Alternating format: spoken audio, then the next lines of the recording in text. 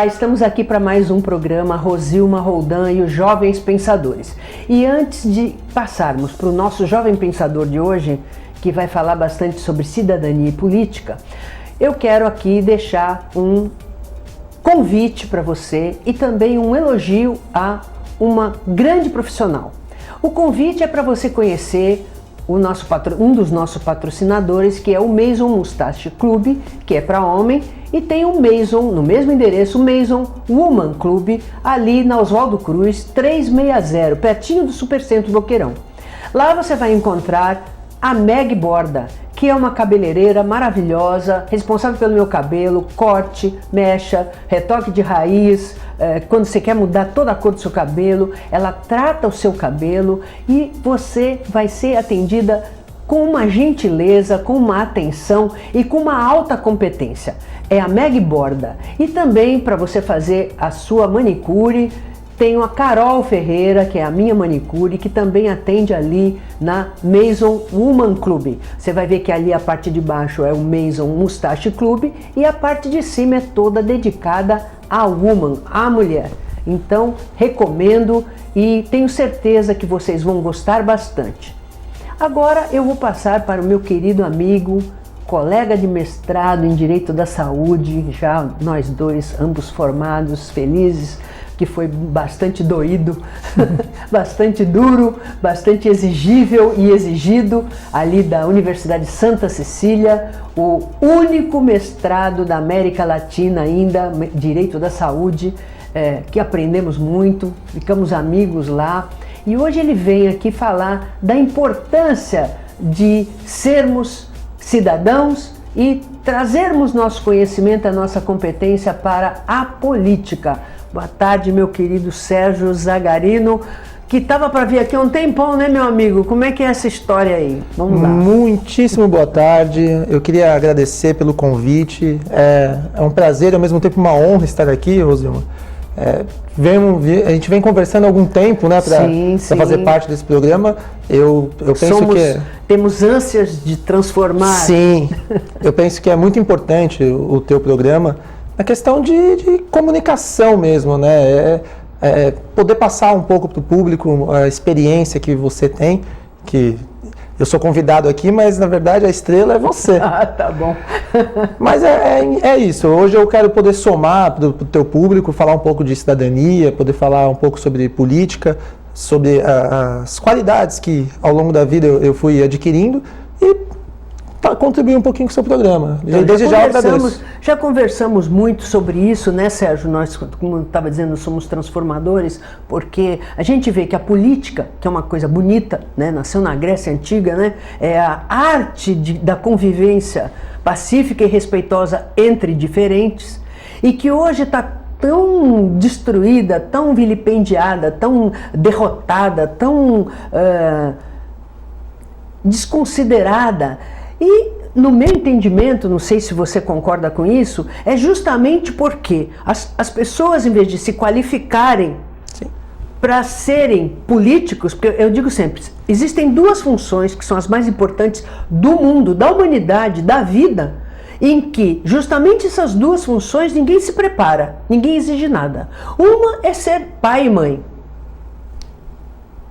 e a outra é ser político. Eu acho que é por isso que a humanidade está essa desgraça, né? Porque você não se prepara. Você é pai e mãe no susto, não sabe nem o que fazer às vezes com aquela criança. O que eu faço com essa criança, né? E o político também. Quer dizer, quando ele não serviu para ser nada na vida, ele vai ser político. É mentira o que eu estou falando? O que você acha disso? Eu concordo contigo, para variar, né? Eu concordo contigo. Quem sou eu para ir contra essa mulher? Fala isso. Mas aqui só pode vir gente que discorda de mim. Não, Deus me livre. Eu penso o seguinte, que no Brasil a gente tem alguns problemas de vulnerabilidade social. Isso faz com que não tenhamos estrutura familiar. Isso gera pais ruins, ou apenas um pai, ou apenas uma mãe. É tudo a questão da falta de estrutura familiar. Em relação aos políticos ruins, isso se dá muito por culpa do próprio povo, que não pensa, não vai atrás, não se dedica para ter o cuidado de votar em pessoas qualificadas. Aí você tem uma empresa, Sérgio, e você quer uma pessoa para ser seu braço direito. Você pede currículo, você faz prova, você vai até a 5ª geração da pessoa. Aí, no político, ninguém faz isso. Você vai entregar um país, um estado, um município na mão da pessoa. Não é a sua empresa. E aí ninguém pede nada. É porque é simpático, porque fala bem. A história nossa é muito triste. Porque nós temos episódios de, por exemplo, um Antônio Hermílio de Moraes ser candidato e não conseguir se eleger. Então não sabemos escolher. Isso aqui é uma prova.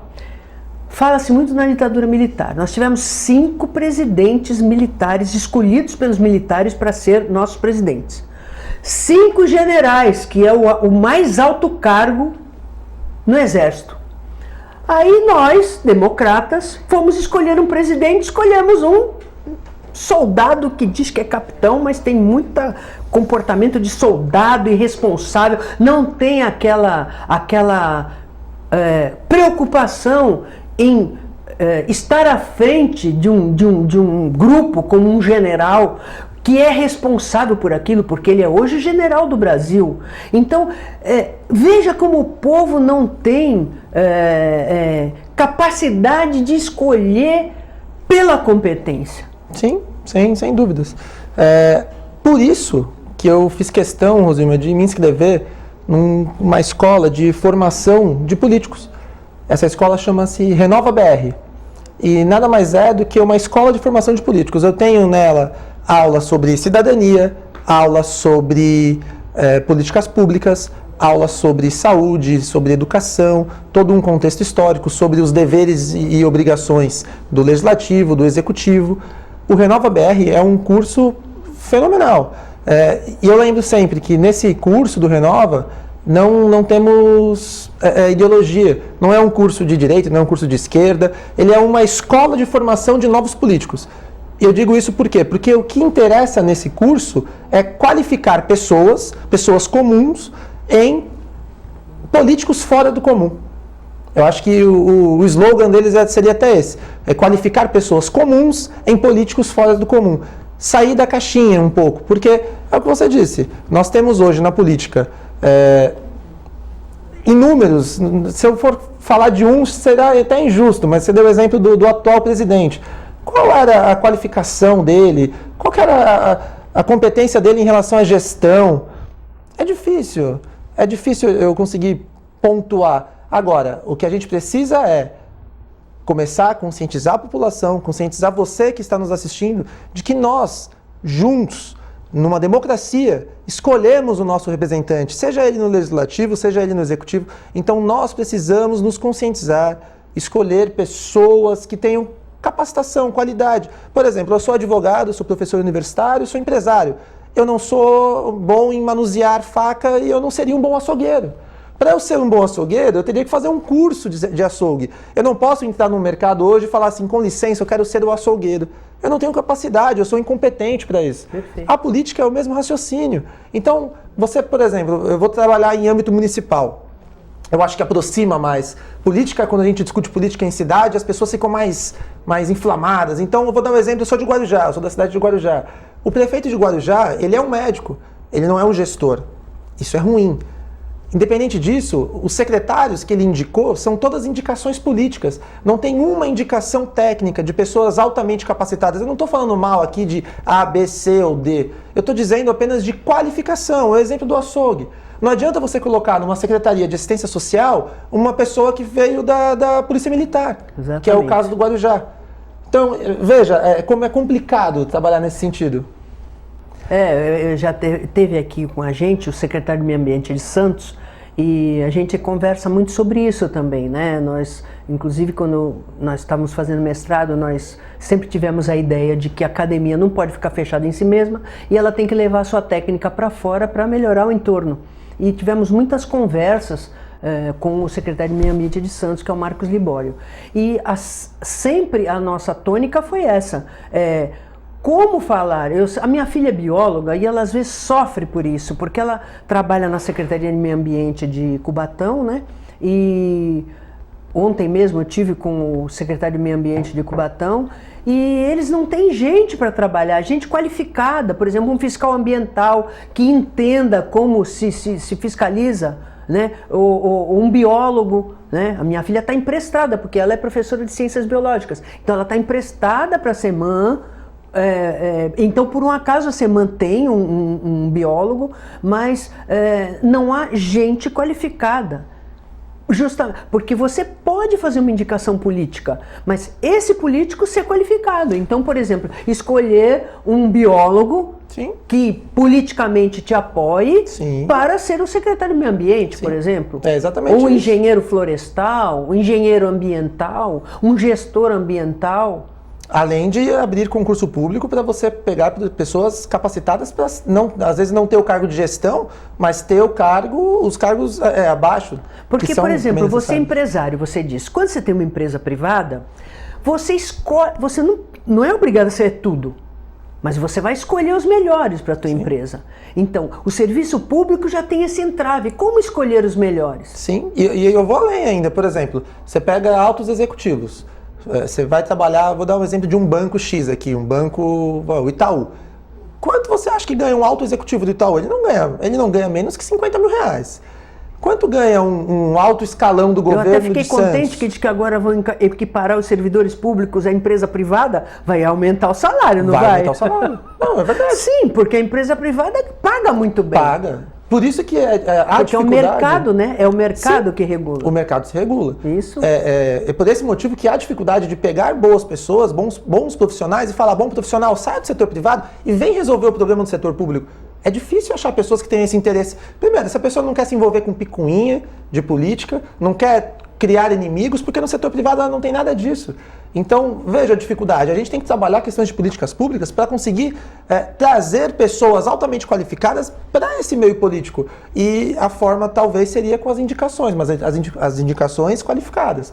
Veja, no Renova, vou dar o exemplo do Renova aqui. Eu faço parte da segunda turma. A gente se forma agora no mês de dezembro. E a primeira turma, vou citar alguns nomes que se formaram. Tabata Amaral, deputada pelo PDT. Sim. Vinícius Poit, deputado Sim. pelo Novo. Os dois exemplos antagônicos, uma deputada de esquerda e o deputado Vinícius Poit do Partido Novo, que algumas pessoas entendem ser de direita. Direita liberal. É direita liberal. Não chega a ser uma direita, mas é como se fosse antagônico à esquerda. Sim, sim.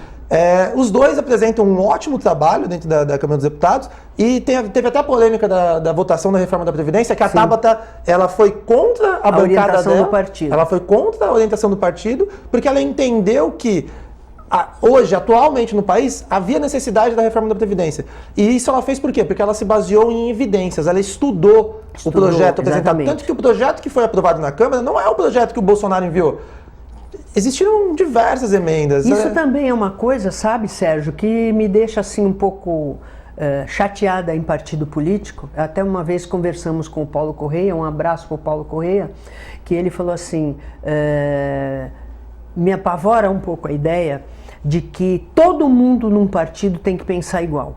Isso para mim é apavorante. Porque você tem milhões de pessoas filiadas a um partido, não é possível que todas as pessoas pensem da mesma maneira, né?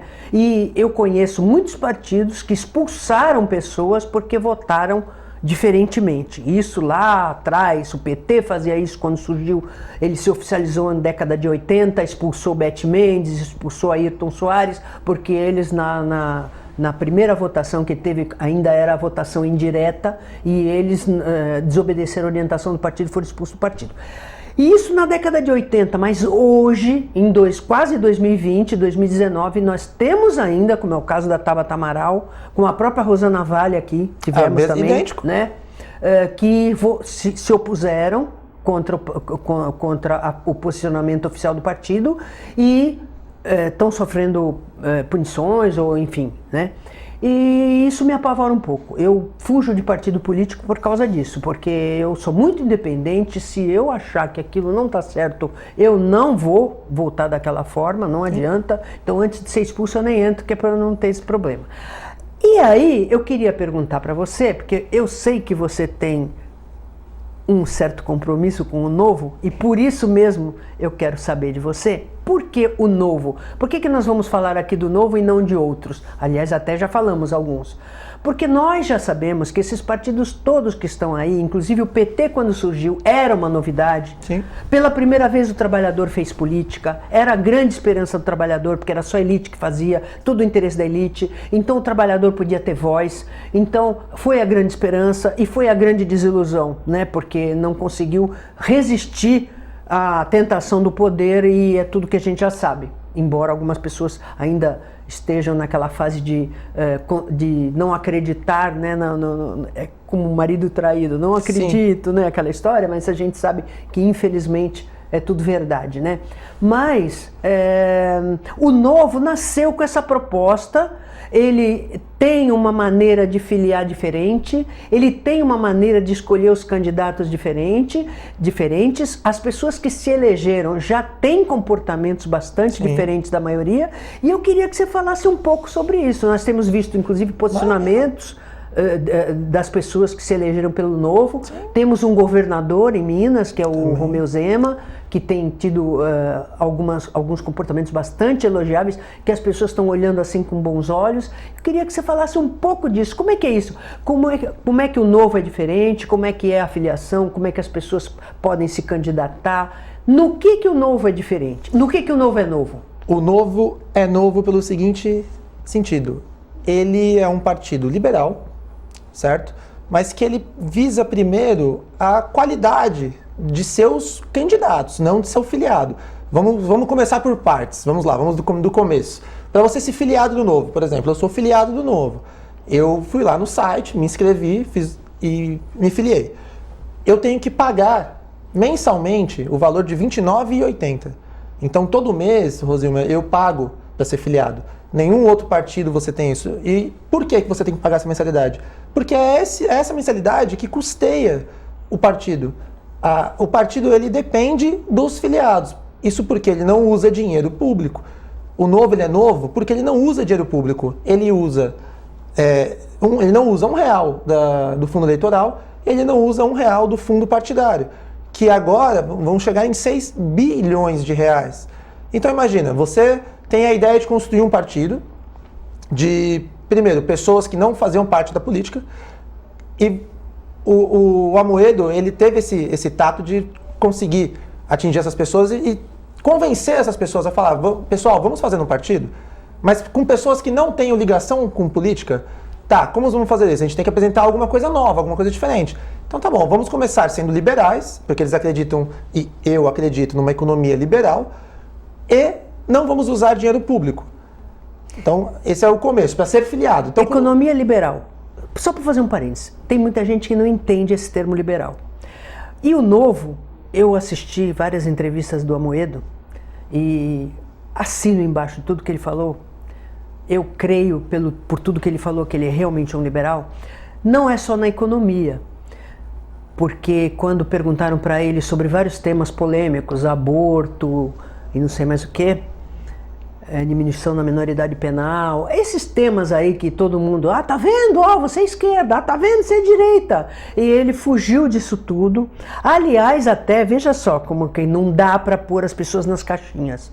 É o posicionamento da Marina também. A Marina tem esse posicionamento, porque ela é uma liberal. Ela é uma liberal de esquerda. Aí você diz, mas liberal de esquerda, o que é isso? O que é ser liberal? Confundiu todo mundo agora. O que é ser liberal? Ser liberal é ser liberal mesmo, quer dizer, o liberal, o Estado liberal, ele não se mete na vida privada das pessoas. Eu vou dar o exemplo aqui da questão comportamental. O que o Amoedo diz, o que o filiado do Novo, por ser liberal, entende? Que a questão comportamental depende do próprio indivíduo. O Novo, ele não determina, ele não fala o seguinte, olha, você só vai ser filiado do Novo se você fechar questão conosco em relação à proibição do aborto. Não, isso não é uma atitude liberal. Ser liberal é dar autonomia para o indivíduo poder escolher, depois de estudar com base em evidência, e ele formar a convicção dele de que é ou não permitido fazer o aborto. A questão comportamental, o Novo, ele dá autonomia para o filiado. Isso é ser liberal. Perfeito. E o Estado, no meu entendimento, ele tem que pôr à disposição do cidadão as leis que protegem as suas escolhas, seja a escolha qual for. O problema de ele fazer ou não, ou deixar de fazer alguma coisa ou não fazer, é privado. Tem a ver com moral, tem a ver com religião, tem a ver com experiências místicas, enfim. Mas o Estado, ele tem que ser, nesse ponto, ele tem que ser mínimo. Senão ele não é liberal. Como se intitular liberal se ele te encaixota e diz não pode isso, não pode aquilo, não pode aquilo? Olha, se você não se comportar, os militares vão tomar o poder. Poxa, peraí. Não, aí você tá... É liberal isso? Você está falando do PSL, né? O PSL é a última coisa que não, ele é liberal. Mas é de um modo geral, porque o nosso país tem vocação autoritária. Sim. Você, às vezes, vê numa pessoa de esquerda, numa pessoa de direita, numa pessoa que se diz liberal, de repente sai sem querer, você... Não, mas isso... Como? A gente pode sentar aqui um outro dia para ficar falando horas sobre o governo do Chile. Porque agora eles estão dizendo, olha, o Chile foi comandado por um governo liberal e o Chile entrou em colapso. Nada disso. A última coisa que fez com que o Chile entrasse em colapso foi o governo liberal. Pelo contrário, o Chile, ele é o país na América do Sul que tem os maiores índices econômicos. Sim. A gente tem que ter o Chile como exemplo. Agora, a revolução, se eu posso assim dizer, que está ocorrendo no Chile é oriunda de segmentos de esquerda que querem voltar ao poder. Exato. E conseguiram criar um caos no país. Mas, enfim, vamos deixar isso para outro programa. Aliás, que aqui foi prometido, né? Exatamente. No impeachment da Dilma, me lembro muito bem, que se ela caísse, iríamos tacar fogo no país todo. Você lembra? E o Temer ficou 2 anos aí... Só apagando incêndio. Exato. Literalmente. Mas voltando à questão do Novo, eu vou dar um exemplo em âmbito municipal. O que não é ser um liberal? Eu sou de Guarujá, e o prefeito de Guarujá, ele fez um decreto, Rosa, talvez vai ser até em primeira mão para você. Ele determinou que todos os ambulantes, vendedores que têm um carrinho de praia, sejam obrigados a ter um toldo azul e um carrinho de determinada medida. Isso é ser liberal? Nunca. Pera. Você está, então, obrigando a pessoa que quer trabalhar para mostrar a forma pela qual ela tem que trabalhar. Como é que você vai conseguir ter, então, se destacar? Porque imagina, como é que o liberal acredita que o mercado se regula? Pelo próprio incentivo à propriedade privada, o incentivo à economia. Então, vamos lá. Você vai na praia, aqui em Santos, aqui tem muito carrinho de coco. Você vai tomar uma água de coco no carrinho. Você está sentado na praia, tem 2 carrinhos, um à sua direita e outro à sua esquerda. Um carrinho bonito, vistoso, que você vê que ele está limpo. O coco ele custa R$6. Do lado esquerdo tem um carrinho que está caindo aos pedaços, sujo, sem toldo, custa R$3. Você vai tomar a sua água de coco onde? O mercado se regula. Você vai tomar a sua água de coco no carrinho de 6. A economia liberal é isso. A economia liberal é isso. Enquanto isso... O Guarujá está indo num caminho contrário. Exatamente. Agora, como é que eu vou conseguir explicar isso para a população? Porque lá, o que acontece? A população ela acredita que assim, vai ser bom, vai ser esteticamente bonito, vamos padronizar a areia. Não. Essa estética bonita vai fazer com que o mercado caia a produção. Vai cair a produção, porque vai ficar todo mundo igual. Enfim. Não vai ter concorrência. Não vai ter concorrência. Em relação ao Novo... Quer dizer, é o contrário do mercado liberal. É o contrário do mercado liberal. É o contrário do mercado liberal.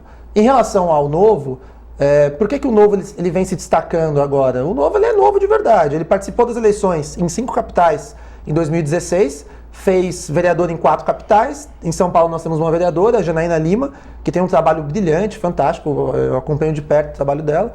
E em 2018 participou do trabalho na Câmara dos Deputados, das eleições para deputado estadual, deputado federal no Brasil, para presidente, tendo o Amoedo ficado em 5º. Que para a primeira campanha do Novo da história, com mais de 3 milhões de votos, é bem expressivo. O recado foi dado, o Novo chegou para ficar. Sim. Então, onde eu ando hoje, que as pessoas falam, nossa, Sérgio, você é filiado do Novo? Caramba, você tem pretensão política? Eu falo, gente, eu vou ter pretensão política depois que eu me preparar. Então... Não, mas na verdade eu discordo de você. Você tem pretensão política desde antes de entrar no Novo, porque isso aí nasce com a gente. A política faz parte. A gente, cidadão ativo, cidadão participante, ele é político. Agora, ele pode atuar em várias frentes. Por exemplo, quando você foi fazer mestrado em saúde, foi um ato político. Você está se tornando uma pessoa competente para melhorar o seu entorno. Seja através de uma ONG, seja através de um partido político. E aí, a gente precisa, né, Sérgio, não sei se você concorda comigo, que qualificar a política. Sim. Porque você disse no começo da sua entrevista, quando o cara é empresário e ele está ganhando muito bem, convidam ele para ser um cargo, ou sair a candidato, ou ser secretário, alguma coisa, ele nega. Por quê? Primeiro, vai ganhar menos. Segundo, vai ser enxovalhado.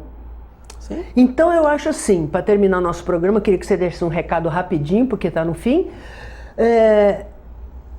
Importante a gente resgatar a política, trazer a política para o jovem pensador, que é esse o objetivo desse programa, que a gente possa escolher melhor, que a gente possa pôr o nome à disposição como cidadãos, a dona de casa, o advogado, sim, o médico, que tem a vivência, que vê lá, ele está lá no hospital, ele não tem recurso para atender. Não, eu vou mudar isso. Exercer a cidadania. Eu acho que o que você me pediu é exatamente, explique para o telespectador como exercer a cidadania. Eu exerço cidadania todos os dias. Cidadania e política. Cidadania e política. Sérgio, você precisa voltar mais vezes. Infelizmente, o nosso programa tem só mais uns segundinhos e eu queria que você voltasse mais vezes, porque é importante esse papo. É importante, principalmente ano que vem, que é ano de eleição. Sim. A gente precisa acabar com essa história de eleição, um ano sim, um ano não, porque a gente não faz mais nada. Esse ano eu já estou me preparando para a eleição do ano que vem, o ano que vem é a eleição e não se trabalha. Na França, o mandato do presidente da República é 7 anos, que pode ser reeleito mais 7, quer dizer, ele fica 14 anos no poder, então ele se elege e vamos trabalhar. Agora aqui não, aqui é uma indústria, só se picha o anterior. Aí eu sou eleita, mas eu não sou do mesmo partido dele, eu não vou fazer, eu vou detonar tudo que ele fez. Então, quem sabe o Novo veio para ser novo mesmo e modificar tudo isso, está convidado para voltar. E você, espero que tenha gostado do programa de hoje. Fique com a gente sábado que vem, às 15 horas, com reprise segunda-feira, às 17h30, sabendo que pomos tudo no YouTube para você assistir e rever quando quiser. E inscreva-se no nosso canal, divulgue entre os amigos e dê um like em nossos vídeos. Até lá!